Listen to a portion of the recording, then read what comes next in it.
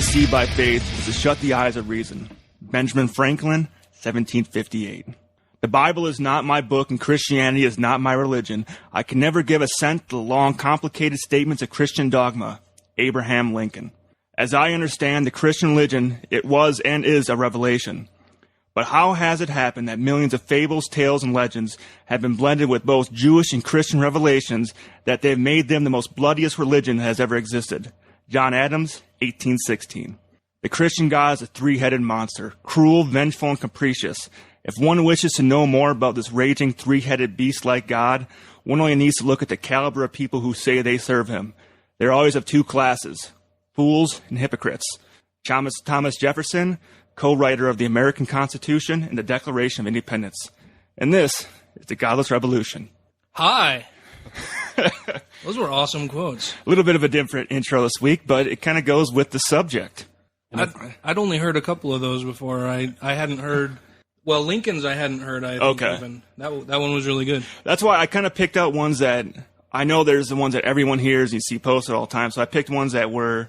I didn't think I knew them, and were maybe no one else that really knows these ones that much. There's tons out there, so... Right, and I think they're still relevant today, too. I mean, if you look around, fools and hypocrites everywhere. And none of them know this stuff, either. They don't even know the Treaty of Tripoli, which is the one that you left out intentionally. Because everyone knows it. Yeah. And the thing with the Treaty of Tripoli is when I hear people talk about it as, they're like, oh yeah, he said it, but it doesn't matter. The Treaty of Tripoli is null and void. We broke it, so why does it matter? Which is like, no, this was John Adams. He was a contributor to the American Constitution, and these were his words, so of course it matters. This was his views. This is his... Also, Lincoln abolished slavery. I mean, is that relevant, or it just doesn't matter? Or? Well, there was not... That was after the war. But the reason why the treaty... I'm just saying, I mean, if what presidents say doesn't matter...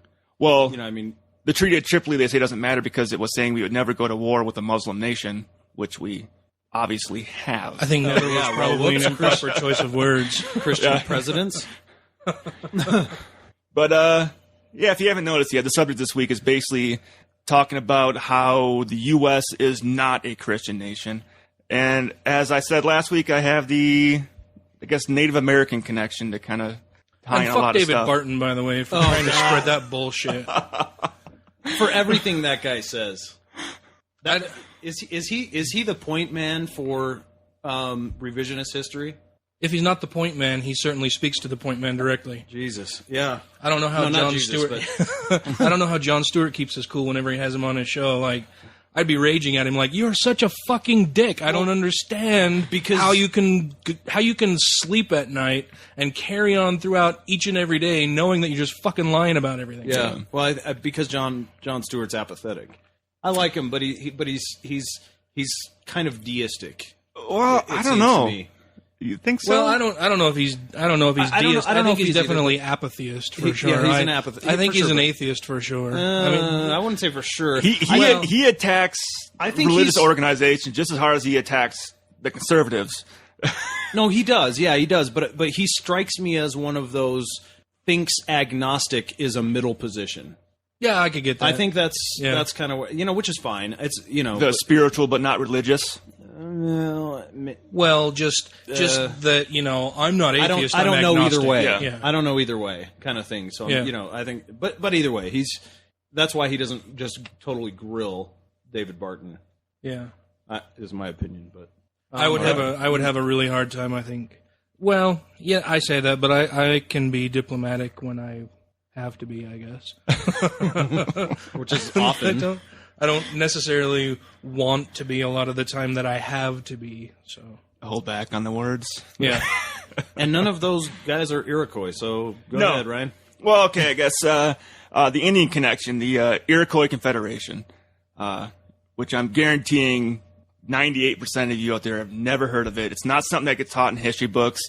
And it was something for a lot of our history, which was basically thrown to the side because they didn't want to acknowledge Native Americans' part in founding this country. A confederation, what did their flag look like?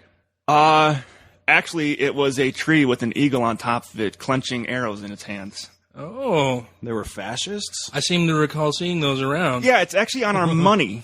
What? Yeah, that I got the symbolization further down in my notes, but it's basically they said, the eagle clenching the arrows was a way of saying we're not going to go at war with each other. Let them take it away. So we're going to get rid of our weapons. The eagle will swoop down and take our arrows and fly many moons away. Then it's got the olive branch for peace in the other hand. So nice. So when you see that on your money, it's not something that we just said, hey, we're awesome white men. We made up the symbol of peace. And I recall seeing a lot of people refer to those types of symbols as pagan symbols also. I know like the all-seeing eye on the money. It's saying that's from Egyptian culture with basically not Horus. It's Ra, the eye of Ra. I've heard people refer to it as that. I think Ra's eye is the more stylized. Yeah, and it's got the curve to it. Yeah. I've heard people say that basically that heavily eye makeup eye. That is the eye of Horus. It is. I thought it was the eye of Ra was on the money. You mean right on the on top of the mascara and all that. Yeah, I don't know. I have a scar on one of my. Okay. Anyway. All right. So basically, 5 nations, 5 Indian nations that were all living along the Great Lakes, mainly the Hudson, Ohio River area, basically got together in the 1100s and decided that they needed a way to live better, and all the nations needed to come together and basically help each other out and not be at war with each other all the time as a way to make peace. So they actually put together and had rules and laws set on ways to do democratic elections, which for them it was only the females that elected the leaders, and they had checks and balances set up. So it's a lot like our current system. They had where nobody had absolute power. Nobody had absolute power. In order to make a decision, you had to talk to everyone else to make the decision, and had to have a vote by the higher up. So basically, if you had a problem, you'd go to the war chief, and the war chief is basically your diplomatic person between nations. So they would kind of, send someone over, say, hey, yep, this is our problem. This is what we want to discuss. Okay, I'll go tell my guy in my tribe about it. Okay, let's get together and we'll vote on this and see if we come to a resolution. Seems weird that you would call the diplomat the war chief. That's what, in essence, that's what he was. If another nation came over and was on the land, they'll send the war chiefs out to basically be the first person they meet. So I know they call it a war chief, but the war chief didn't make war. Anti-war chief. Yeah, it's like, hey, we here for peace. Yeah. We no fight. Yeah. Don't give us blankets. And this. No. I'm sorry. I'm sorry. It slipped. That was terrible. It slipped. It wasn't a dig on the Indians. That was more of a dig on the Europeans that came over. Sure, but it's just. It happened. It's one of those jokes. Too soon. Too soon. Well, maybe there's that, but then it's like you also make me feel like a fucking douchebag for laughing at it. Yeah, I apologize. But in any case, we know all of this is true because it was kept. The record was kept on the plates of brass, the golden plates by Moroni. No, this was actually. Oh, really? No, not. It wasn't. Oh, okay. Tell me more. I thought you were talking about the ancient Americans, though. Oh no, these are Native Americans. Well, you mean the real ones, real Native the Indians, Americans, not the ones that had their skin torched for being bad. Not the ones as written in LDS. No, history. Okay. The actual ones that do not have a bloodline to anyone in Europe. Those ones, or the Middle East, or the Middle East, yeah, or the Middle East, Asia, yeah. But anyways, the reason why I bring them up is because there is evidence out there that they had a significant contribution to writing our Constitution and not writing it, but helping out, where our forefathers used them as inspiration to say, hey, we like what you guys got going on. You've had your tribes living in peace together for the past 500 years. How are you doing it? So they took their ideas and basically made it their own. And it was actually in 1776 when the Continental Congress was in place, which if you don't know what that is, that's when what is that? The Continental Congress is, 1776 is when the Declaration of Independence was signed, and the Continental Congress was kind of coming in to say, hey, we're breaking off from England. We need some fucking rules. So we're going to get together right now. We're going to make these rules up. I do. Actually, now that you say that, I remember that. Yeah, it's actually quoted in there someplace where he says, we need some fucking rules. Right. And blankets. But this is an actual quote from a friend of Franklin's, Benjamin Franklin, named Wilson, who was quoted as saying, Indians know the striking benefits of a confederation, and we have an example of it in the unions of the Six Nations. In essence, Wilson, a friend of Franklin, believed that the strong confederation, like the Indian Confederation, was crucial in the development of a new nation and maintaining friendly relations with the Indian population. So they were there when our Constitution was first being drafted. They're coming in and they're giving advice on, hey, this is what's worked for us. This is what hasn't worked for us over the past 500 years. So they've essentially had this nation going on for longer than we've been a country, at this point even. So I think it's kind of pretty strong to say that they weren't looking at the Bible to say, hey, what lessons in this Bible do we have from this Judeo-Christian Bible to say... Well, other than slavery, of course. Yes, which... That's a whole nother fucked up situation there. I mean, we're going to adopt all of these rules that are trying to lead everybody toward peace and democracy, except for the biblical concept of how to maintain your slaves, how to treat them. Not that you shouldn't have them, but just because you do have them, this is how you should treat them. Yeah. Now, when I hear people say that we are a Christian nation, the only line that I hear everybody bring up is where it says, endowed by our Creator. If you read through the Iroquois Confederation, their great laws of peace, it references a creator about 100 times. The creator is the one who came down with the first war chief, which is their diplomatic. Yahweh it does sound like a Native American word, though. Maybe that's where Yahweh it came from. They do have all the words I could not pronounce when I was reading through their stuff. So no, that's not where it comes from. I'm just saying Hebrew. Yeah, but you need a Yahweh if you're a Shlemiel with a Shmekel. Yeshua, yeah. You're right, yeah. But I also hear everybody say that you got the freedom of religion, where they're saying, well, that comes from Christianity, giving us the freedom to practice our religion. The Iroquois Confederations also had their own freedom of religion, because all 6 tribes believe in slightly different things. So in order to live in peace with each other, they had to say, hey, you're free to practice whatever religion you want, and we won't say anything about it. Yeah. This is we're allowed to practice whatever religion we want or not practice. So a lot of the concepts that you see in our Constitution that everybody holds so sacred is echoed a lot in this Native American passed down Confederacy. Well, I wouldn't even say I would say our Constitution is more an echo of these previous writings. Yes. And I would beg to say that they might have actually had the first democratic republic on other than saying, America, we were an experiment as a republic. It sounds to me more like they had the first one, and we just said we're gonna piggyback on that and see where it goes. This has been working out for you guys pretty well for 500 years. Let's see what you got to offer. Mm-hmm. I think it's fair, and I'm not trying to put a damper on this. I'm just saying, as a side, I think it's fair to bring up that it's clear that certain points were brought from the examples of Europe and the United Kingdom as to, some of it was to say, hey, we're not going to fucking do that shit. I mean, it's like the Bible. They took it from all over the place. Right, yeah. Plagiarized. And the Native American cultures were not perfect, for sure, too.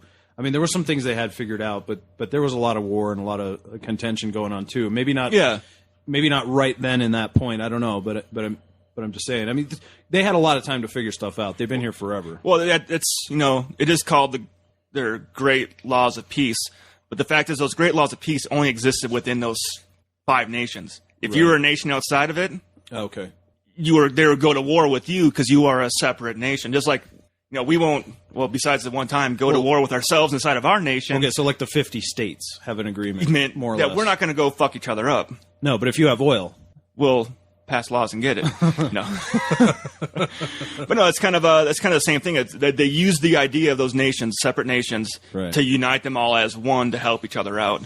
Kind of the same way at that time you had the 13 colonies. They wanted to unite all 13 colonies together and have them all be helping each other out and be a strong union together like those tribes had. So that's where I kind of see a lot of it coming from a portion of our Constitution, a lot of our values that we have in this country coming from the Native Americans and not coming from Judeo-Christian teachings. Right. Well, and certainly not strictly being, our laws not being strictly created as a derivative of the Bible. Mm-hmm. Which is why, I know I hate seeing the 10 Commandments posted at a courthouse. Because in reality, only 2 of them we actually are legally followed. You know what's fun is to ask a Christian to name all 10 commandments. Yeah.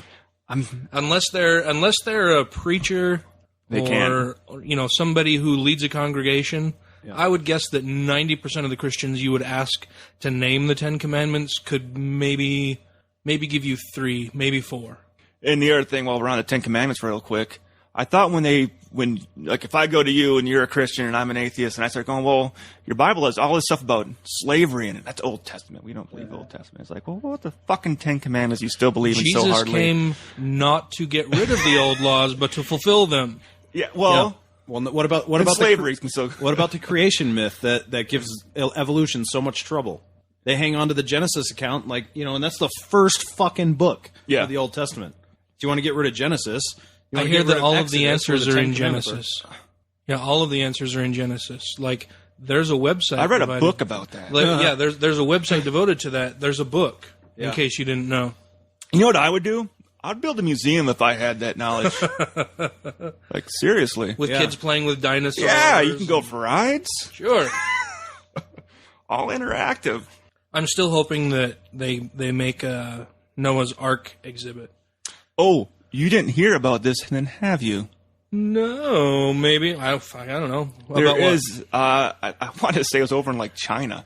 Where they're going to, maybe it wasn't China. It's overseas someplace where some dude's actually right now building what he is calling a replica of Noah's Ark. Sweet. That's been... They did that in, I think, Holland. Was that... Because I read it was going to have a gift shop. Restaurant. I'm like, this is a guy that's... I think that's something well, else. Well, so then it's going to look like a big boat, but it's not going to... Well, because he said it's going to be an exact replica of Noah's Ark going down to the Cubit. I don't remember anywhere in the Bible it's saying that there was a restaurant or a gift shop. Well, after you build your maybe X these number are of separate cubits. Structures outside the big boat. No, I think it was on top. Who was he selling them to? The Shem, my son, come look at the trinkets. They're wonderful. This burger was not made of that horse that died last night. Oh, we're bad people.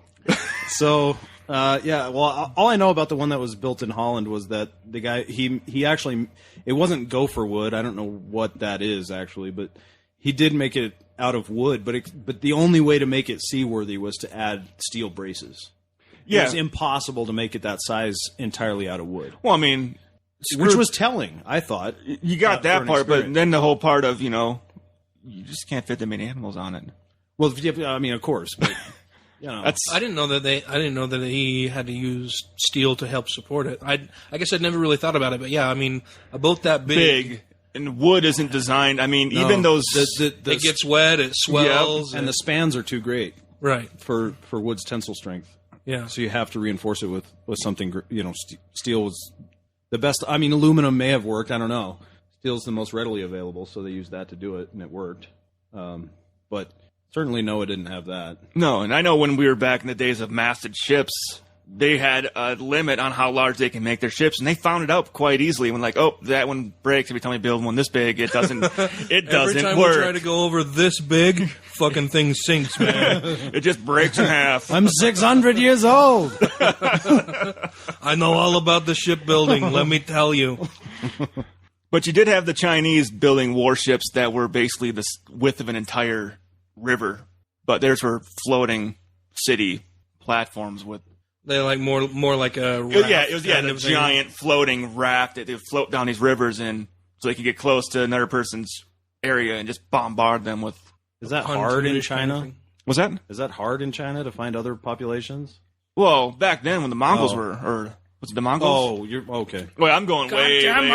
I'm going. I don't know. But I got a whole nother paragraph here. I don't know if you guys actually want to hear it. It goes into a lot of the jargon that they actually.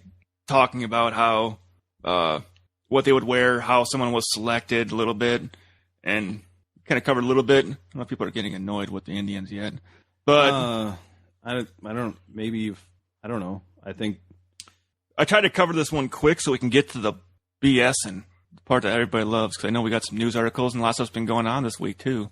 No, I think it's interesting. I'm just What's the paragraph? Well, I'll get to this part first. So we have our branches of Congress, which is basically, when you put it out, it's a tree. You got your lower branches, and it goes off. You call it our branches. They actually use the tree to symbolize their government as a whole. Their idea was you plant a tree for peace, and the roots will spread north, south, east, and west to every other nation that show them that we are all united. So just like you have a festival or something, and you go and like, hey, we're going to plant this tree in honor of this. That was a tradition they had. When they would go to a visiting tribe or go visit someone as a show of honor, they would plant a tree to say, hey, we are now friends. We are now, together in this nation. So that's another big one right there. And I know I'm going to mess these words up because I'm sorry, but those Native Americans. Some native languages are long and tough. Really hard to say. So I'm trying to remember right off the top of my head the actual translations for them. But it's basically got the Iroquois Confederation has been in place since the time immemorial. The peacemaker was sent by the Creator to spread the good mind with the help of Alawata, traveling from community to community. They both succeeded in persuading the chiefs of each nation to join the Great League of Peace and founding the only government with a direct connection to the Creator. So right there, it's their Creator that says, here's this guy, I'm sending this guy to you.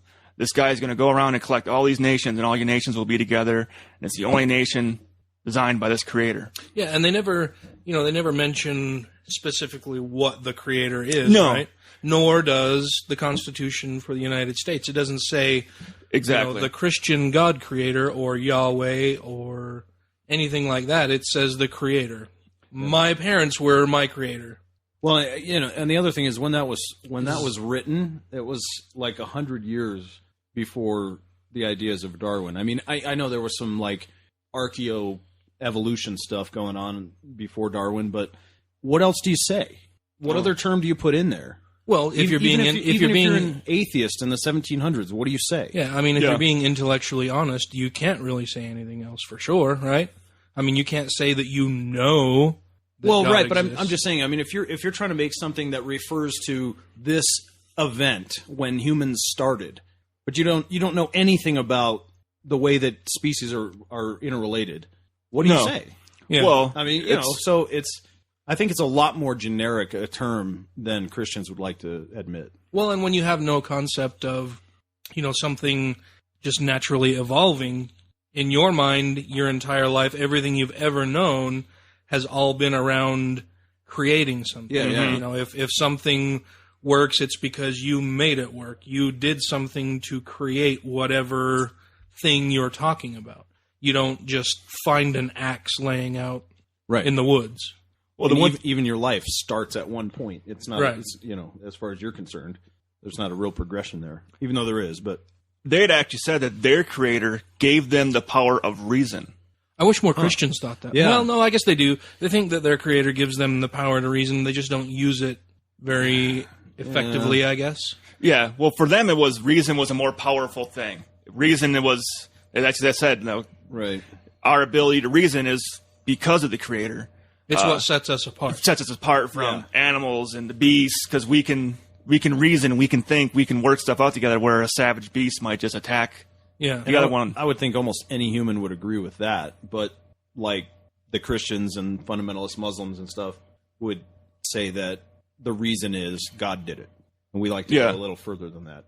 Yeah, Well, and too, like Native American tribes, they had their freedom of religion. Because they did have different beliefs. Mm-hmm. So I almost would think that the use of the word Creator with them could be because they're all saying, we all believe something this. We got this God, and they might have these few gods, that they, for rain and for planting and, for when they go off to battle and stuff. But we all believe that we have a Creator. So that's probably why I think that verbiage would have been used, was they all did believe in something. So to make it even between all of them, say, we have a Creator.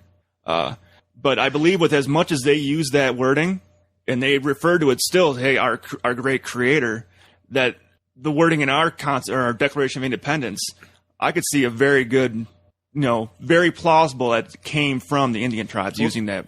Yeah, well, and the word Creator can refer to a wide variety of different things, right? It doesn't have to be spaceless, timeless, immaterial. No. all-knowing super being. It can be our creator, Mother Earth. You know, whatever it happens to be. I mean, that's just my biggest, I guess, complaint when someone starts saying we are a Christian nation. Here's the proof. It says creator right there. There's only one creator, and it is our creator. Well, and I would say based on what you're saying about the Native Americans' idea of the creator versus what Christians want that statement to be, and the fact that the entire rest of those early American documents are so completely devoid of any references to supreme beings and stuff like that, I think would lend credence to the fact that they're talking to the former rather than the latter. Yeah. I mean, if you think about, like, if Ted Cruz wrote the Constitution today with, like, Mitch McConnell, it would be fucking loaded with that shit. Right. We would be executed. It would be filthy with references to Christ and God and whatever other, you know, mythological being they wanted to throw in there. Right. Well, they would have littered the whole thing with that. And in about 3 generations, we'd be back in the Stone Ages because no one would be using their own brain. So what they're talking about is clearly not the same as what was being referred to in the Constitution. Exactly. I think that's a big point I want to get at with the Native Americans saying, you know, the help they gave us, and we got a lot of help from them. John Locke. I'm trying to think of the other guys right now. They're big. Thomas Paine. Now they were deists. Thomas Paine was an atheist. I've heard it go back and forth on Thomas, saying he wasn't religious, but I've heard a lot of saying he did have deistic views. Maybe. I mean, I'm always on board for him being an atheist. Have you read Age of Reason? I've read parts of it. Okay. I haven't read the whole thing. I've kind of just... I would say out of all those guys, Thomas Paine and Ben Franklin are the most likely candidates for atheists. Yeah. Especially when you Jefferson, I mean, it was probably a deist, but... I think Jefferson at best was a deist. At best. Yeah. When he took the Bible and shredded it... Well, he took out all the walking on water and, you know, feeding the multitude and all the bullshit. He also took out all of Genesis. Well, all of the magical stuff. All the magical stuff. Yeah, he left in the morality side of it, saying, "Hey, this isn't good to do. You know, this is how you should treat your fellow people." And he gave it to the more savage Indians, saying, "Hey, you guys are being dicks. Here's this Bible I edited. Read it." I love that. Like, okay, so Columbus set out to go westward around a round world to get to the spices of India and hit the United States. Well, whatever. But he hits the United States, right, and lands here, and he's like, "Yeah, this is fucking India." Right? Yeah. And the natives are like, "What? No, what? No, it's not." "Yeah, you fucking Indians." "No, we're not." "Yeah." And like 300 years later, we're still like, "Yeah, those Indians." Like, we've never corrected that, right? Yeah. Isn't that weird? Well, I don't think Columbus actually landed here until like his 3rd trip. He was quite a fuck up on directions. He was in the Bahamas. Bahamas, Cuba. Sure, but there was natives there. Oh yeah, yeah. But I'm just saying, that's a long fucking way from India. Mm-hmm. But still, yeah. Well, I think we've tried to correct that with Native Americans. Yes. Versus Indians. No, I know. I just it came up, so I thought it was funny. So. Using the word Iroquois, I guess Native Americans is an insult. Oh, really? But it's the only term that's really there. Really? And the long name for what they have for it is something I could never pronounce my entire life. The Iroquois Confederation is the translation to it, and they don't like being called Iroquois because they're like, "Hey, because it's a bastardization." Like, "Hey, I'm not an Iroquois. Like, I'm a Sioux Indian. I'm not an Iroquois." Yeah. Iroquois is like saying, "Were the Sioux part of that group?" Yeah. It was. I wish I had it written down right put here. You on the spot, dude. That's tough. I'm just saying. I got it in here. Name someplace. all of the tribes that were part of this confederation. Ready? Go. Fuck, dude. Alex Trebek doesn't even know that. I love watching Jeopardy when Alex Trebek is like, "No, I'm sorry, but the answer was," and it's some far-flung idea that he didn't fucking know. And he's reading it. He didn't have any idea prior to having the teleprompter or the card right there in front of him. But boy, he sure looks smart when he says it. I know. And makes everybody else feel really fucking stupid that they didn't. Yeah. I think Ryan's trying to look up all of the different nations here. I'm like, shoot, I thought I wrote that down right here. I'm like, I didn't. Oh, I totally called you out, man. Sorry, bro. All right, I might butcher some of these. Oneida, the Mohawk, I don't think you got Mohawk right, dude. No, the next one I'm gonna butcher this. Sayuga, Cayuga. I'm Ananga, Cayuga, the Seneca, and the Tuscarora. Yeah, there's 5 nations you started with, and there's a 6th nation added in later. Oh, okay. I was like, I think that's 6. Originally, during... I've had a couple drinks. Maybe I'm wrong. I'm like, dude, did you just add Tuscarora? No. Well, it's spelled Tuscarora. Tuscarora? Dude, I don't know. I couldn't follow with the spelling because as I just mentioned, I've had a couple cocktails. So, but the 6th nation was added later on after the whole Revolutionary War and everything else. Oh. So that's why at that time there were still the 5 nations, and so referred to as the 5 nations. So, what part do you know? And I don't mean to put you on the spot again. You can just say I don't know if you don't know. Do you know what part geographically of North America this was contained to? They were all on the Great Lakes, right there. Basically going up towards Maine, and right on the Great Lakes is where they were all situated at. So not out here in the West. No. Dude, that was another 100 years. Yeah. Well, I mean, there were tribes out here. We had the Ute and the natives were here, but there was no communication between them. They weren't traveling those vast distances out here. Mountain ranges and rivers and all kinds of stuff between. Yeah. I mean, which is why they played a part there, because they were actually basically butting right up against the 13 colonies. So it was like, hey. And they did help with the Spanish-American War. They helped out with the Revolutionary War. Then they helped out with the were they war part with of the France. French and Indian War? I don't know. Yes. I'm sorry. Every time you guys say 13 colonies, it harkens back to my grade school days when trying to think what all 13 are. So we learned this song about how to name all 50 states. Yeah, and it's this mnemonic device, of course, and it's put to music. And so every time you say the 13 colonies, I'm like, of the 13 original colonies. Shout 'em, scout 'em, tell all about 'em one by one till we've given a name to every state in the USA. Yeah. Wow. I never knew you could sing. Do you guys, can you name all 50 states? I can name all 50 states in like 20 seconds. All right, we're timing you right now. Go ahead and do it. I haven't done it for a while, and I've had a couple drinks. Here come the caveats. Oh, okay. Wait, I'm going to get the timer out right now. I have to throw a couple caveats out there, and I may skip one. Or I don't know. I may. That's the thing. How do we know you got them all? You'll have to, you can go. You can play this back later. All right. Alabama, Alaska, Arizona, Arkansas, California, Colorado, Connecticut, Delaware, Florida, Georgia, Hawaii, Idaho, Illinois, Indiana, Iowa, Kansas, Kentucky, Louisiana, Maine, Maryland, Massachusetts, Michigan, Minnesota, Mississippi, Missouri, Montana, Nebraska, Nevada, New Hampshire, New Jersey, New Mexico, New York, North Carolina, North Dakota, Ohio, Oklahoma, Oregon, Pennsylvania, Rhode Island, South Carolina, South Dakota, Tennessee, Texas, Utah, Vermont, Virginia, Washington, West Virginia, Wisconsin, Wyoming. Jesus Christ. 22 seconds. Boom! And that's after a couple cocktails. That was pretty good, dude. All right, so Dan, I was with you for about 25 states, and then after that, I'm like, I don't fucking remember. I was just thinking. Plus, you did it in alphabetical order. I want to point that out. Right. Yeah. You're welcome. Stuff I learned in grade school set to music. Okay, now do it in order of population. No. Utah is about the same place. According to which year? 1912. I don't know. One of my many hidden talents.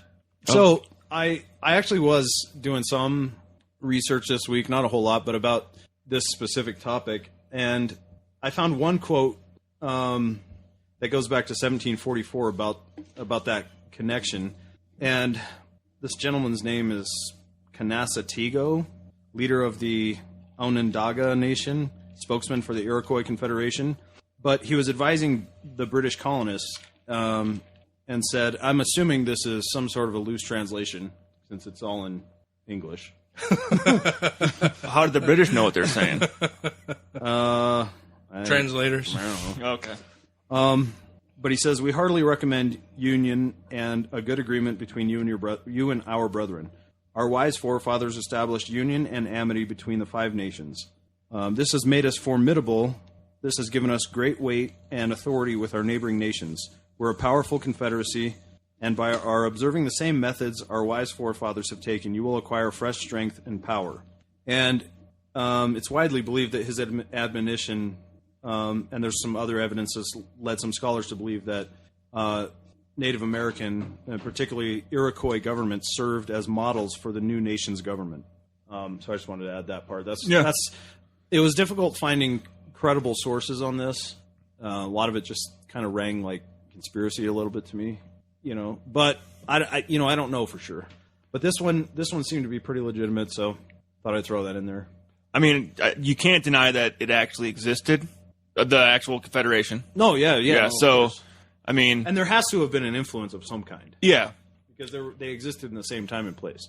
Like, I was just picking this one subject out, and I mean, I didn't have time to really go through all of Thomas Paine's and all the other guys' stuff, but this was a big one. And the reason why I wanted to talk about this one, because really you don't get taught about the Native American connection to our Constitution or anything like that in school. It gets brushed over. We treat them as savages you see in an old Western movie or something, and they really weren't that way. They're the ones who started Thanksgiving, though.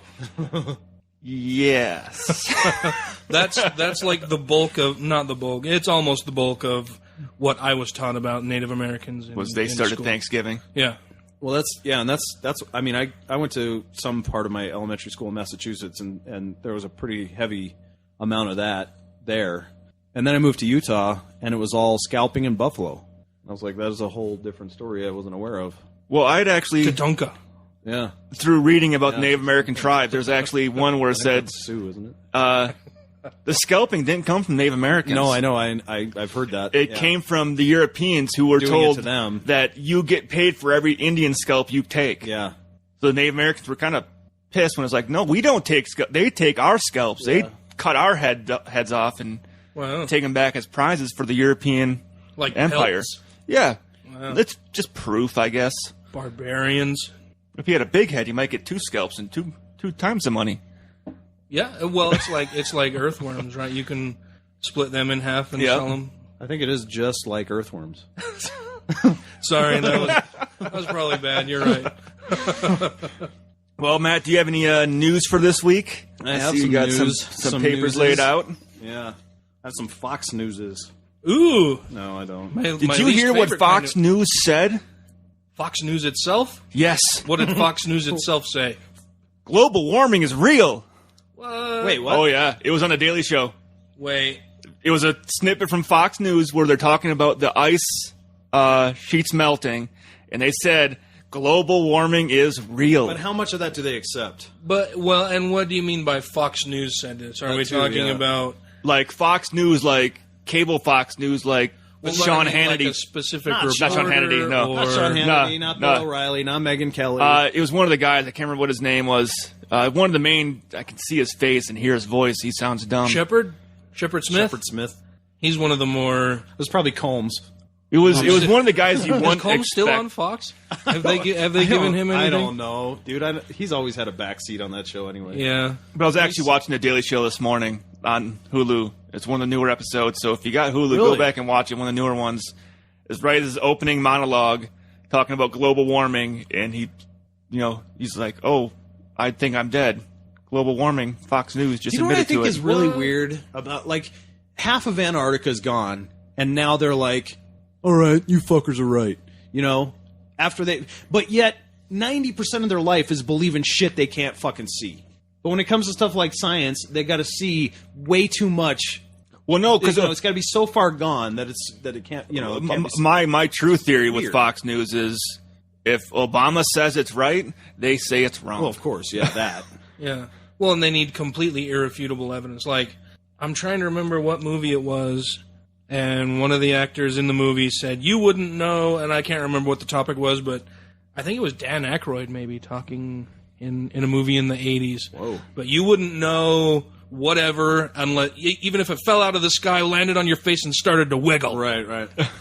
Yeah. How was he in it? I can't remember. He did a lot of movies in the 80s, though. Wasn't it Ghostbusters? Yeah. Ghostbusters, Trading Places. Outdoors, Trading Places. I think it might have been Great Outdoors. I don't know. And it might not even have been Dan Aykroyd. Oh. Well, we're sure to get it then. It could have been, but I don't know. Maybe he said it in Ghostbusters 3. No, I don't think so. So this is actually not from Fox News, but there was a recent poll done that said that though atheists are still the most mistrusted group in the U.S., and and a godless politician is the least likely candidate to win votes in a presidential election. Atheist leader Todd Stiefel, and I'm not sure how to pronounce that one. I believe it's Stiefel. Stiefel, okay. He is celebrating a lot of hope in the fine print, I don't know why it's fine print, of a new Pew Research survey on political leanings. True, 53% of Americans said they are least likely to choose a candidate who doesn't believe in God, according to a survey conducted in April. But in 2007, that number was 63%. And those who said a candidate's lack of belief didn't matter to their vote rose from 32% in 2007 to 41% today. Only two other categories of candidates showed a sharper shift toward more favorable views: gay or lesbian candidates and candidates over 70, which is interesting. But I still think it's funny because all three of those categories are discrimination. Yeah. You know, yeah, and some form of bigotry. But if you're over 70, you know, but gay and lesbian or atheist, it shouldn't matter. I don't know why that's such an ageist. Well, no, I get what Todd is trying to say. Todd is super nice guy, yeah. Really, really nice guy, and I get what he's saying. I mean, yeah, sure, it's really shitty that, you know, atheists are still the most denigrated minority group among all of these others that are listed, but it's encouraging to see that those numbers are changing. Yeah, they're getting better every year, and it's not because we're being quiet. It's not because we're trying to be super diplomatic about everything. It's not because we've decided to take a seat at the back of the bus. It's because we're being more outspoken. We're doing a lot more events. We're letting the public know that, yeah, there are tons and tons of atheists out there and around you. You may not know it necessarily because we're not constantly trying to ram atheism down your throat, contrary to what many Christians may believe or say otherwise. But we're out there and we're much more visible, and so people realize, much as they did with the gay community, that, you know, atheists aren't evil people. They're not awful people. They're regular people just like anybody else. And I think the more that, as an atheist community, that people get out and they do stuff and are more vocal, it gives the people that are kind of sitting on the sidelines being like, well, I don't really want to say anything. I'm just going to shut up. Be kind of like, you know what? I'm going to start joining in. I'm going to start being a little more activist. I mean, that's kind of how I was. I was kind of sitting on the sidelines for a long time, and all of a sudden I'm like, you know what? I want to be more active in this, and I want to get out and do more.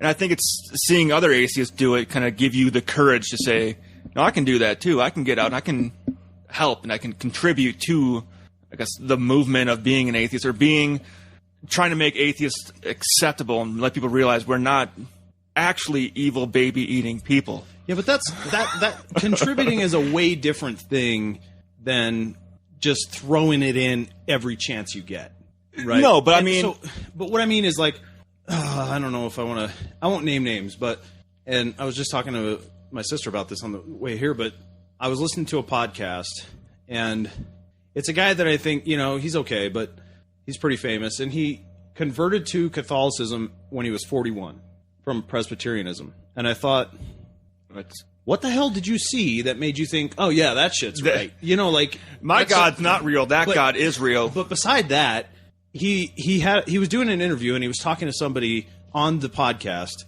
and he was telling a story about putting his son to bed. And as soon as he started talking about his son, you could hear a bird chirp that was obviously outside. He does the podcast in his garage. And immediately he goes right to his guest, and he's like, see, you can't tell me there's no God. I mentioned my son and the birds chirp. You know? When does forget about how ridiculous that is, but when does a fucking atheist be like, every non sequitur, I just mentioned my son and not a goddamn noise. You can't tell me there's got to be no God, right? Every non sequitur I can think of is proof that God exists. Yeah.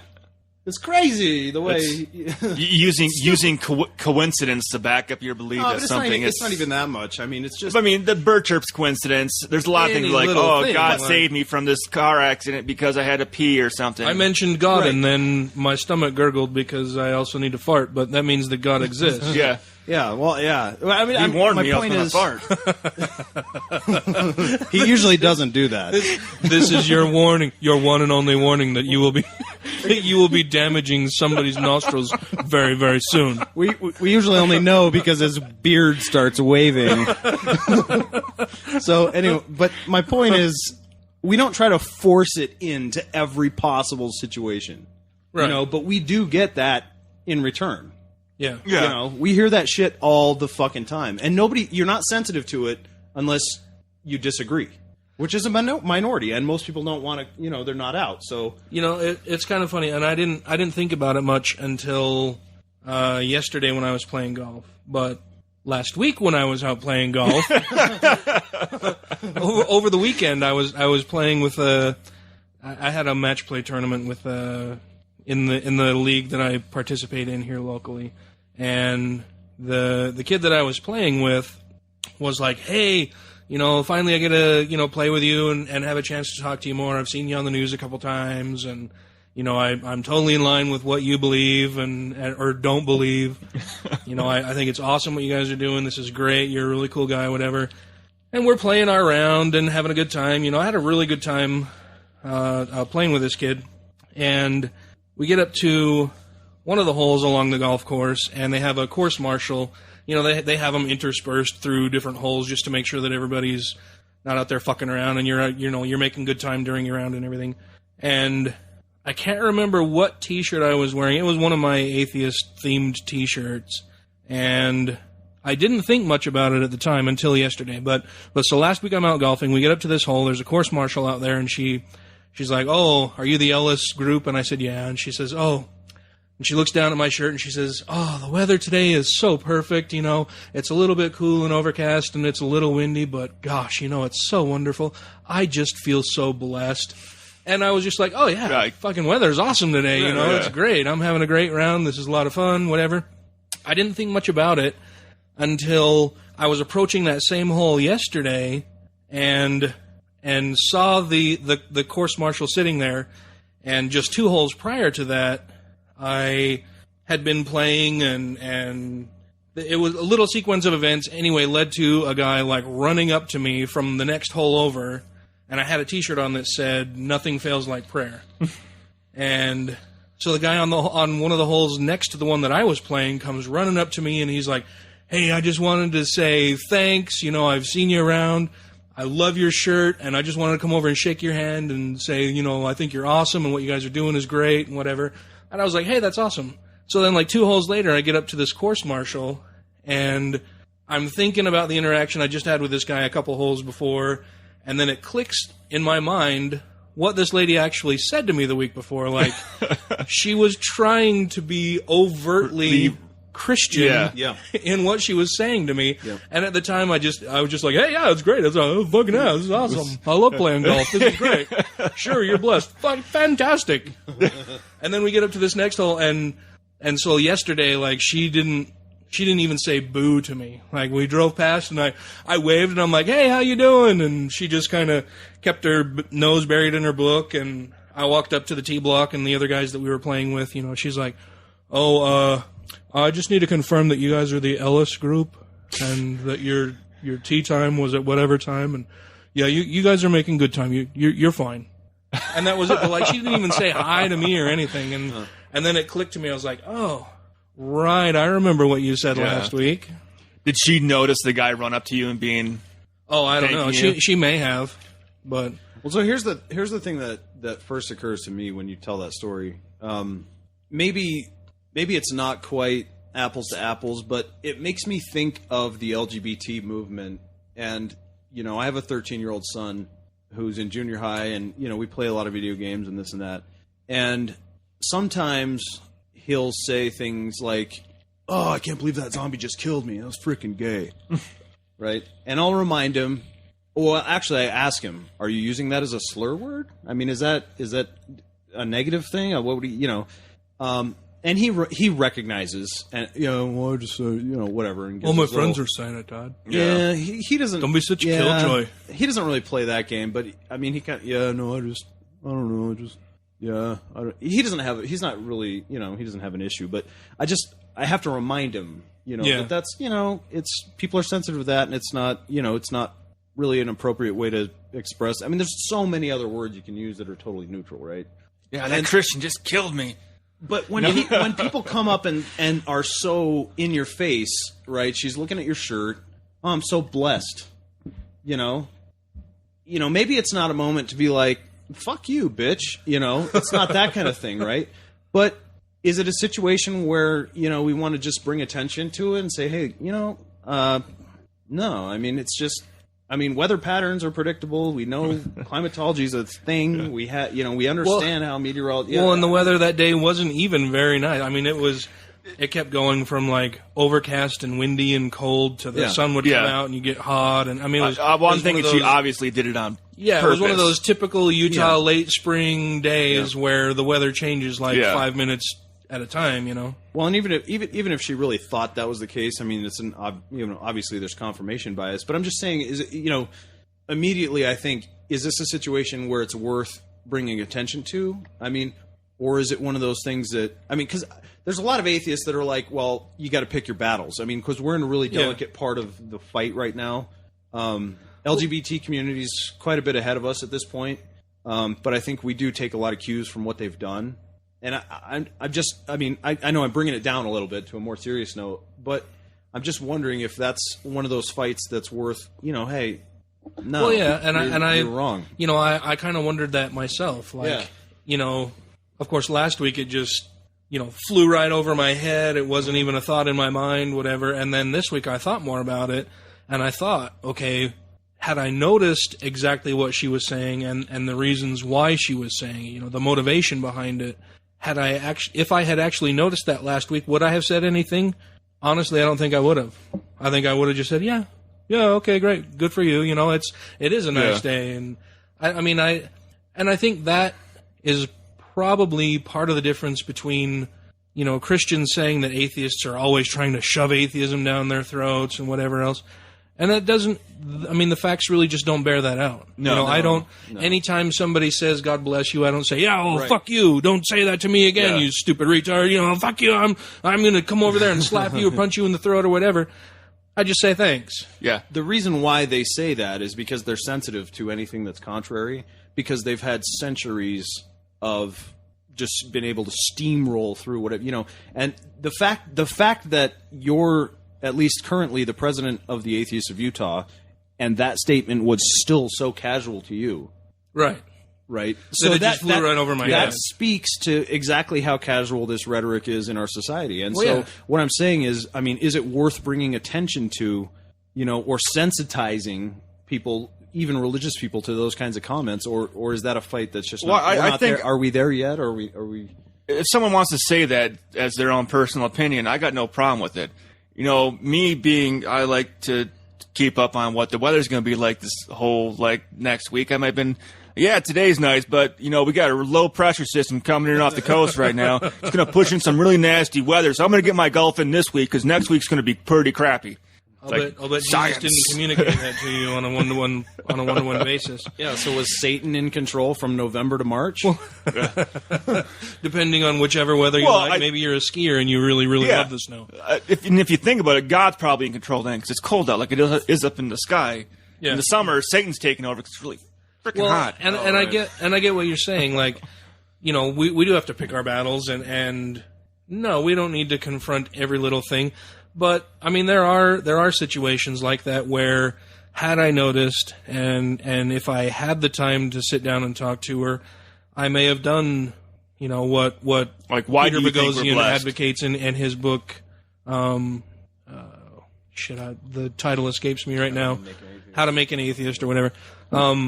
Where little comments like that can be used as teaching moments or questioning moments to say, do you really think that you personally are blessed with the weather that we're having today? Yeah. So I guess my point really is this then. If I'm in a public situation like that and somebody says, oh man, I totally sliced that into the fucking trees, dude. That was so gay. I can look at them and be like, and just kind of give them like a weird look and like I'm not really responding. And they know exactly why. Right. You know what I mean? But the consciousness... You don't have to be hugely confrontational. Sure, but that's because it's been that. You know what I mean? See, like the consciousness of that has been raised already. But for the atheist movement, it's not to that point yet where someone says, oh, we're so blessed, or God bless you for sneezing or something, or we can be like, huh, okay. Yeah. And they'd be like, oh, shit, yeah. And you're absolutely right. And I I have to admit to something that, even as recently as, I think it was not last year, it was probably 2 years ago, I was sitting at a Utes football game, and somebody sitting a few rows away from me had white sunglasses on.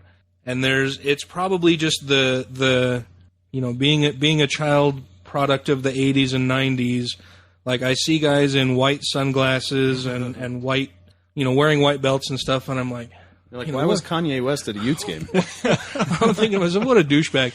And so I posted out on Facebook, like, white sunglasses are so gay. And one of my gay friends, and I didn't mean it as necessarily, like, it wasn't. Yeah. I know. It was a fairly innocent comment from me. Yeah. I mean, wasn't meant to be derogatory. Right, and it's not that I've just become, a gay advocate in the last 2 years or anything. I mean, I've been openly supportive of the LGBTQ community for several years, decades. But, so I posted that out there, and one of my gay friends commented on there and said, hey, Dan, I agree with you like 99% of the time, and I think you're wonderful, you're a good advocate, whatever. But when I hear or see people use terms like that, and they use it in a derogatory way or in a denigrating way, I have to question why you would do that. Do you think that's okay, or did you not think about it, or whatever? And I thought, well, shit, now I feel really bad. Like, it wasn't even a conscious thought in my mind at all, and I'm glad that he called me out on it. But at the same time, I had a couple other gay friends who posted comments like, no, I totally agree with you, Dan. They're fucking gay. Sure. I wouldn't even say they're gay. They're queer. They're homo. Whatever. And this is coming from my gay friends, but I totally understand. Why my one friend. Thanks, Jay. I really appreciate it. To this day. I mean, 2 years later, I still think about it. That he pointed that out, and I haven't used it since. Yeah. I think a lot of words kind of fall in that category. Like, you saying that made me think of, I don't know if you've heard of a guy on YouTube. He called himself the Ponce Man. He made a whole series called The Retarded Policeman. The guy has Down syndrome, and his brother and him make these shows, and they do a lot of them. But when Tropical Thunder was coming out, a lot of the people were objecting to it because they used the word retard in it a lot. Right. Well, he comes out and he's like, I'm a retard. I got Down syndrome. I know I'm a retard. I play it up because this is why I'm famous. This is why I get movie roles, because I'm a retard. He's like, it doesn't offend me. It's a word. Because if you take such offense to a word like that, maybe you should rethink yourself. Well, and I guess the difference there, or not even a difference, but a point of clarification would be that, sure, maybe he isn't offended by that. No, but people are. Other people are. Yes. And we should try to be conscientious of people, yes, of everybody, not just certain people who may be part of that minority that don't necessarily care about it. But when we're talking about a broader population, we should do whatever we can to not be offensive, I guess. Yeah, and I think the key is, if you're not a part of that minority group that's being referred to, then you need to kind of take cues from that group as to what's appropriate, what they, so the term, I'm white, so the term cracker refers to slave holders that cracked the whips, right? They were whip crackers. Is that why I didn't know that was the genesis of that? Okay. Yep. And I wouldn't say that, I have any kind of I'm not crazy offended by the term necessarily, but I don't have any ancestors at all that held slaves. I have a great number of ancestors who sacrificed quite a lot to go fight for the Union to free those slaves. But none of them held slaves. So being called a cracker, is in a lot of ways meant to be derogatory. But that's a case where I can say, hey, it's not actually accurate, and I don't totally take offense to it or whatever. And this is how you can approach me about that word or that phrasing. But to turn it around, I don't have the right to just freely use whatever word I want for any other groups that I don't belong to and say, no, this is how I'm going to use it, and I don't care what you feel about it.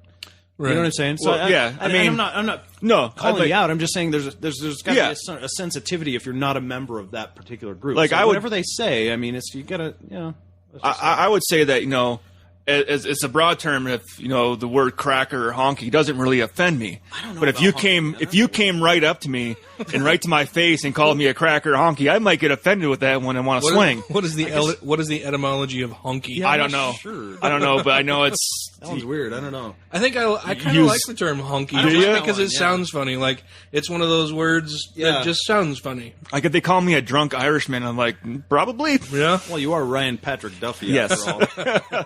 Like, yeah, no lying there.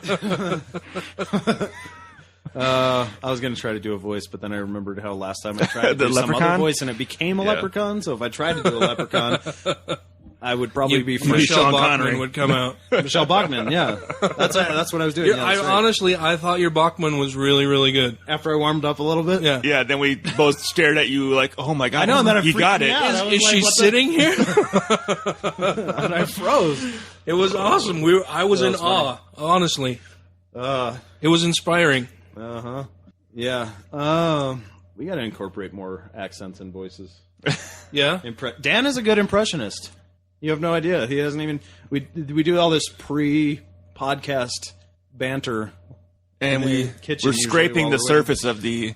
Yeah, we've had a number of them. I am a good impressionist, as far as you know.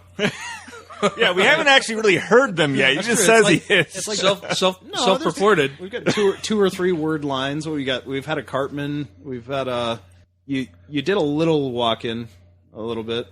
I used to slip into walk-in accidentally all the time if I'd had too many drinks.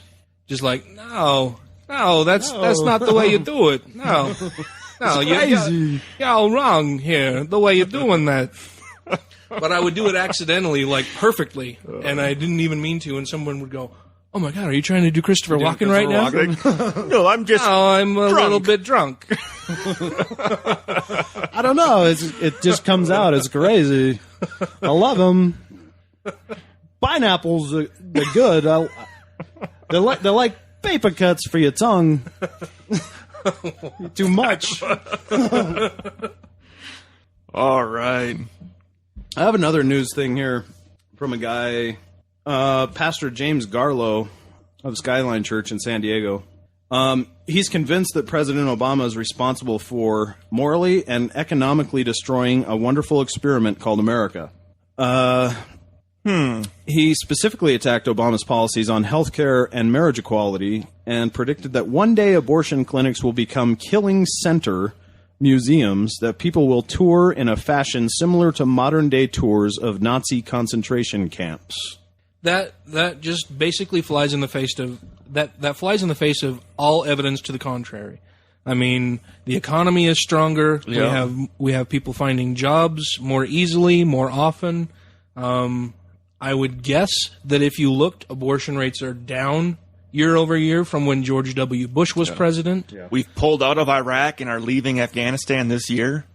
I mean, to say that he's ruined America, what the fuck was this guy's view of what America should be? I mean, should we have more people incarcerated? Should our economy be shittier? Should more people be out of work? What is his ideal America? What does his ideal America look like? I would guess that his ideal America doesn't include a black man sitting in the White House. That's probably right, yeah. The LGBT community being allowed to marry. Well, that's true, too. But I'm also curious what his definition of quote, killing is. If he's going to call this a killing center, similar to Nazi. I mean, first of all, it's Godwin's law, right? He's already invoked Hitler. Yeah. And he hasn't even had any objections. Right. So, but, what about, swatting a fly or a mosquito? Is that killing or is that not killing? I mean, those are fully formed life forms, right? Sure. They're not as important as human beings, though. Okay. So then it's a definition of when it's a human. Right. So for him, it's at conception, I guess, right? A clump of cells is a human being. Yeah, zygote. Yeah. Right. But so a fly trap is a slaughterhouse. Sure. I would bet that he kills spiders and flies and mosquitoes. I would bet that he's a hunter. Yeah. Right. Yeah. And he's a gun owner, and Well, I'm not saying that's an issue. That's fine.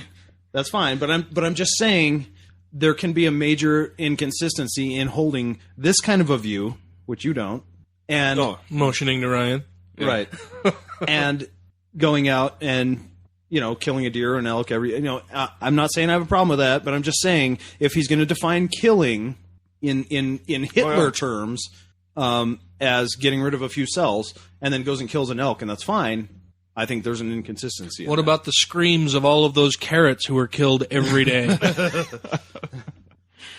I know. I can't watch those videos, man. Maynard would tell us all about the screams of the carrots. I guess I always object to it when they attribute abortion to murder. I guess in my view, there should be caps on it, definitely, from when you are allowed to have an abortion. But if it's an early one, I mean, it's like you were saying, it's a clump of cells. There's no brain, there's no spinal cord. No nervous system. If you had to have an emergency C-section, it would not keep growing and survive. Dude, it wouldn't even be a C-section. It would be a period. Yeah. Yeah. You wouldn't know. You could be carrying that around and have a miscarriage and not even know that you were pregnant in the first place, and have a miscarriage and think that you just had a heavy flow that month. A late heavy flow. Yeah. An abortion to a woman is a very personal thing, which is why I also hate when these these states. I was thinking of Texas. I thought they are kind of they want to be their own country because they are already like basically doing where you have to have your clinic within so far of an actual hospital, so they're basically then they won't allow clinics to build so close to a hospital, so they got to shut down. Force you to watch a video, wait 48 hours. And go through all this stuff just to make the woman feel trying to make them feel bad about the decision they're making. Right. When it probably is already a hard decision they're making in the first place. Yeah. So why make it any harder on them? Well, yeah, I mean, I would imagine that the number of women who have abortions for fun is non-existent. Is very, very tiny, if not non-existent. I mean, nobody wants to have an abortion. It's not like people are going out and having sex like, I can't wait till the next time I have sex so that I can get pregnant and go and have an abortion. This will be awesome. I mean, there's the side of it where it's to save the mother's life, where it's like, hey, by the way, your child is going to be stillborn. It's not developing inside you right now. That reminds me of that. You can either bring it to term and give birth to a stillborn child, or you can abort it right now. And I'd actually read one where it was the woman in Texas, and she said she was already distraught with the fact that her child was not forming and it was stillborn, and they were making her see ultrasounds of her already dead fetus. I know, personally, women who have become pregnant, lost the child, or lost the fetus during pregnancy, or have been informed that, the fetus is dead. It's not viable. In utero. Yeah. Mm-hmm. And have gone to their LDS bishop or stake president or both and said, this is what's going on, what should I do about it? And their religious leader has said, you need to carry it to term or as long as you can. That's bullshit. How fucking damaging is that to somebody? Yeah, for real. My only thing of that is if you have basically a dead fetus inside that is no longer accepting nutrition from the mother's body anymore, you've basically got a rotting fetus inside of a sac inside of your uterus. Right. But you cannot go and have that removed because that's an abortion. Yes. And abortion is bad. And so what's the alternative? You do like that Brazilian girl? What was she, fucking 9 years old or some ridiculous age? Got raped and impregnated. They forced her to... And she had twins and had to abort or she would fucking die. And the Catholic Church excommunicated her for abortion. But not the fucking guy that did the abortion. Just her. That's fucking disgusting. Making me ragey. Yeah, I know. We went from fucking walking to fucking yeah. You got any good news there? This guy goes on. He explained that he'd taken people on tours of the Auschwitz concentration camp in Germany, prompting people to ask him, "How could this happen? Where were people?" That's the whole sentence. Where were people? Where were people? Where were people? Where were people? And then, how could the church be silent? The church? And that... Which church is that? Yeah, well, I don't... but I kind of understand the question, but at the same time, it's like, clearly they don't understand that they were backing Hitler. Or at least not opposing him. The Catholic Church? Oh, yeah, there's several pictures. When they say the church, usually. Yeah. Unless you're in Utah. Unless you're in Utah, then you think it's the Mormons, but no. But I also wonder how the church could have been silent for Auschwitz. But excommunicate a 9-year-old rape victim.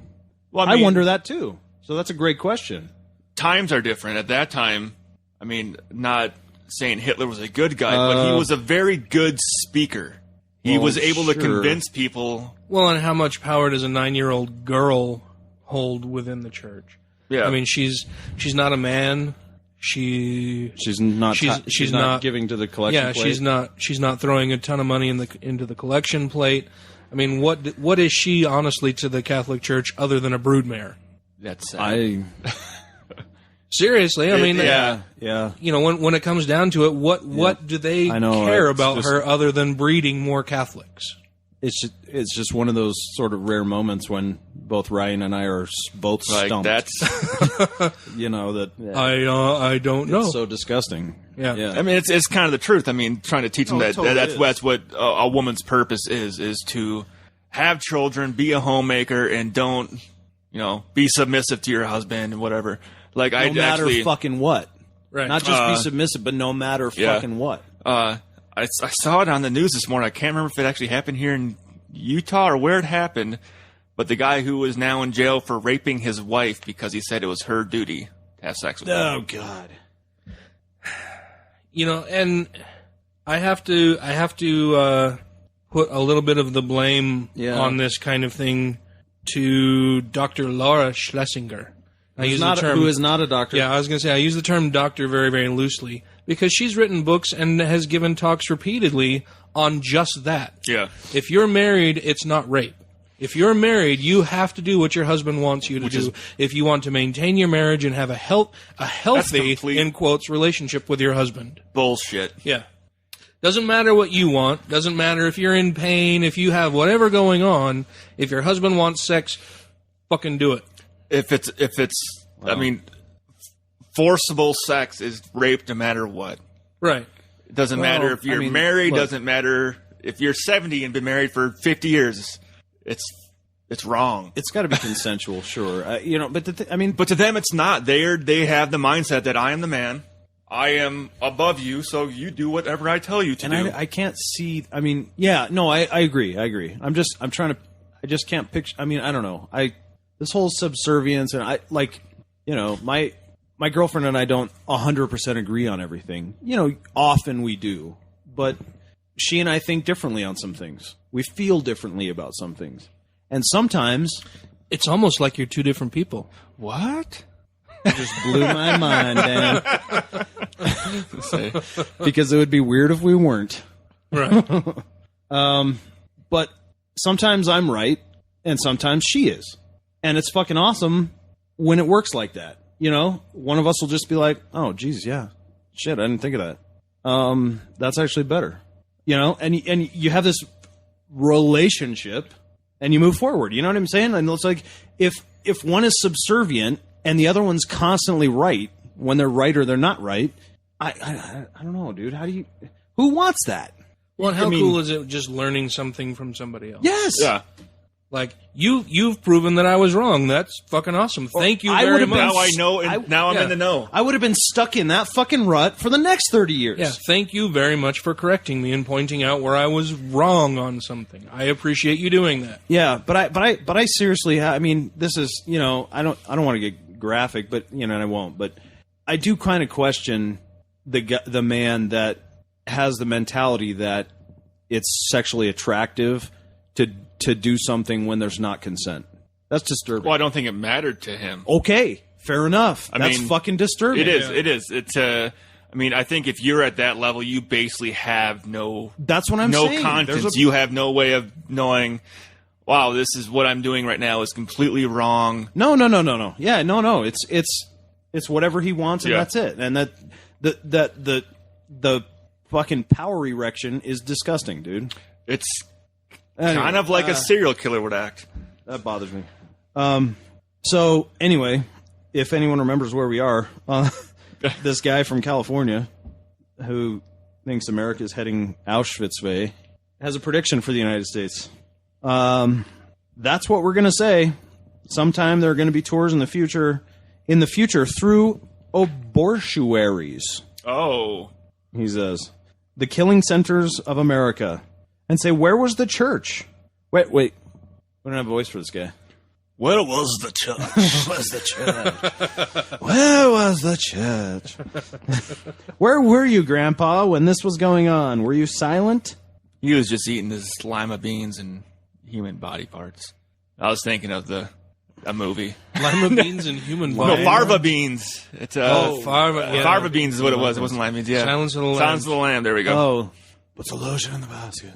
I'm sorry, that was totally off subject there. History is going to be very kind to those of us who stood for one man, one woman marriage, which history has for 5,000 years until we suddenly had this epiphany. We don't need a mom and a dad anymore, which I think is funny because it is not going to be fucking kind to these assholes. No. But not only that, but he throws an argument from tradition and a 6,000-year-old Earth in the same fucking argument. In one sentence, he lumps both of those fallacies. Yeah. It will not be any more kind to these fucking assholes than the ones who were against interracial marriage. Yeah. And they look exactly the same. Right. And their arguments are the same. They're religious arguments. Exactly. Exactly the same. Homosexuality is not a new thing. It's been around forever. And to say that homosexuality, allowing them to get married is going to be the destruction of our society. No, all that will allow is them to show their love to each other, share benefits with each other, have death rights, be able to visit themselves in the hospital. Yeah. Because guess what? If you tell them they can't get married, they're not going to go out and marry a fucking woman. And to have a family together. Yes. And be able to provide and care for their children more efficiently and effectively than outside the laws and rights that are granted specifically through marriage. I mean, as we've seen lately, we've had, 2 states fall this month? I mean, and even the marriages that have already happened in Utah. Yes. Right. Yes. Right. Yeah. Which are now legally enforced as valid. Yeah, those 17 days, yeah. And the only other fight we got going, we still got the Supreme Court fight is going to happen, but then we have the fight with the 2 women with one trying to adopt the child, where they said, and I'm hoping, I can't remember the judge's name, I'm hoping he gets found in contempt for not following federal laws. Yeah. Which, any of them should be, because there absolutely is. Anybody who's listening that thinks they have a secular, non-religious reason for opposing marriage equality, email us. godlessrevolution@gmail.com, because it's bullshit. There isn't one. And I guarantee you, Ellen is way fucking cooler than your mom. Not my mom. Okay, my mom. Yeah, blah blah blah blah. So this guy was also took a leading role in organizing clergy in California to pass Prop 8. Of course. So yeah, of course. But I mean, he must have been working with a lot of Mormons then too, because they were big time pushing on. Y'all, what, like $5 million of it? No, 30. 30. Oh, it's 30. 30 million. Jesus Christ! I forgot the number. Now I'm astonished. 6 times that number. Now I'm astonished again at the amount of money that they flooded into California to stop. If you haven't seen the debate, it's an Intelligence Squared debate with 2 Catholic. There's one guy from Central Africa somewhere, and then Ann Widdecombe, and then they were debating against Stephen Fry and Christopher Hitchens on Is the Catholic Church a Force for Good in the World? Look that up. It's on YouTube. It's fantastic. I think I've seen it. They cover a lot of this kind of shit, and they get Hitchens and Fry absolutely fucking destroy them. I always laugh whenever I see the video with the guy in Africa saying they eat the poo. I almost poo-poo. The poo-poo. I feel bad for that guy because he was so. I think he didn't do I don't know how much media they have.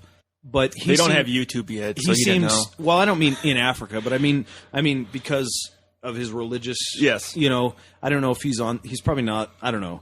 But he seemed so underprepared to handle Hitchens. But, I mean, who is? No. Sure.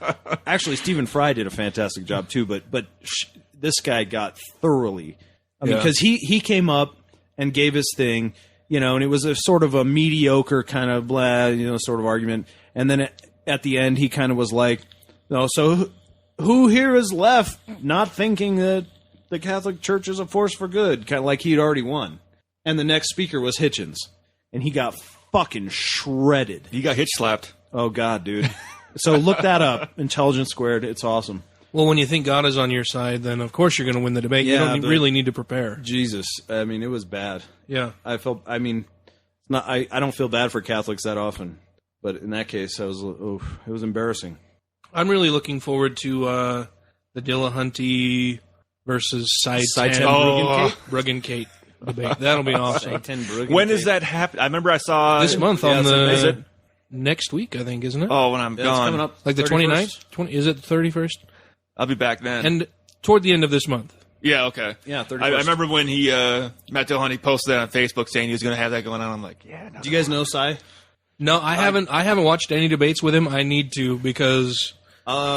maybe I don't need to, but I would like to just to see what to expect, I guess. Well, Matt's great, man. I love him, and he's so good at getting right to the bare bones of it. You know what I mean? Like he's not a bullshitter, and he knows the philosophy and the fallacies like crazy good. But Side-10 Bruggencate he's a presup apologist, right? So in a way, his approach, Cy's approach, kind of is like sidesteps the rational argument, which is Matt's forte. Well, and it'll be interesting. I mean, yeah, it should be a good debate. Well, and Matt posted on his Facebook that he knows the arguments that Cy will pose. Yep. He knows exactly how it's going to go, and that he has a plan. He has the. Well, Matt's he gonna didn't say exactly what the plan is, but Matt's going to win. I'm not saying. Yeah, I started tenting my fingers like I so much look forward to what this plan is. Watching it unfold, it would be delicious. He's doing Mr. Bearded Burns. Yeah, I look forward to seeing that. Yeah, Matt will win that, dude. But it's one of those ones that's going to be contested. Super frustrating for atheists because. It's going to be a gish gallop and fallacious and arrogant and sidestepping issues, not addressing stuff, not coming at it philosophically.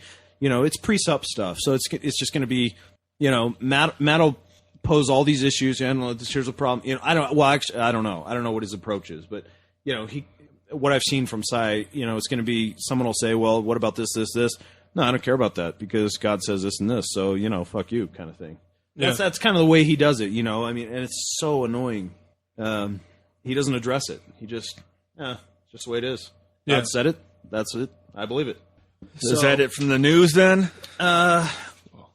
We over? Yeah, we're pretty close to being over what we should have been at. But maybe we got some more news from next week, but I thought we should cover real quick. Atheist Utah has a booth at the Pride Parade, which is happening in Pride Festival in Salt Lake City, which is happening in 3 weeks? 2 weeks. 2 weeks. Yeah. And there's volunteers for it. So basically just get on the Atheist Utah YouTube page and find it on there. It's underneath a doodle, or what is that called? On our Facebook page. You can find us in our Facebook page and group. We're still looking for volunteers to help us with the booth. We have a big double booth. Not many groups out there have a double booth. One side will be, selling merchandise, signing people up for Atheists of Utah. The other side, we're going to have a Ask an Atheist area where you can come and ask us any question you'd like. We're more than happy to talk to you. We'll be also marching in the parade.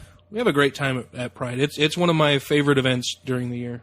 Yeah, so if you're in the Utah and you're in the local area, and if you got some time to spare on that weekend, it's a great thing to come in and volunteer for. Just come and hang out and support the local LGBT community. Absolutely. It's a really, really good time. If you're in Utah, June 1st, noon, Vivian Park, Provo Canyon, Atheist of Utah event. We'll have a barbecue. Come hang out. Yep.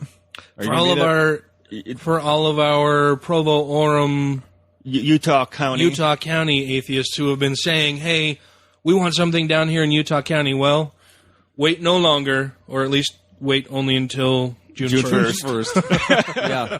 See, 'cause I live in Orem, so we'll be doing some stuff down there. I know Ryan's. I'm going to be gone next week. He's clear up in Ogden. Yeah. Dan's clear up here too. So, but I'm in Orem, so we're going to get some stuff going in Utah County. I don't know, Draper to Santaquin. Come down to Vivian Park. It's kind of in the middle. Be a good time. I'm excited. It should be a good time. Yeah, you're going to be there, right, Dan? Oh, absolutely. Yeah. All right. Look for me. I'm Matt. I am. Well, you were Pastor Matt, and then you were Millennium Falcon Commander or something. Commander, Matt. I don't know. I think I'm Ryan, and I am the Walrus. Oh, Jesus. Oh. The commander of the Yellow Submarine, Matt. I'm Dan Cuckoo Cachoo. Until next time, have a good night.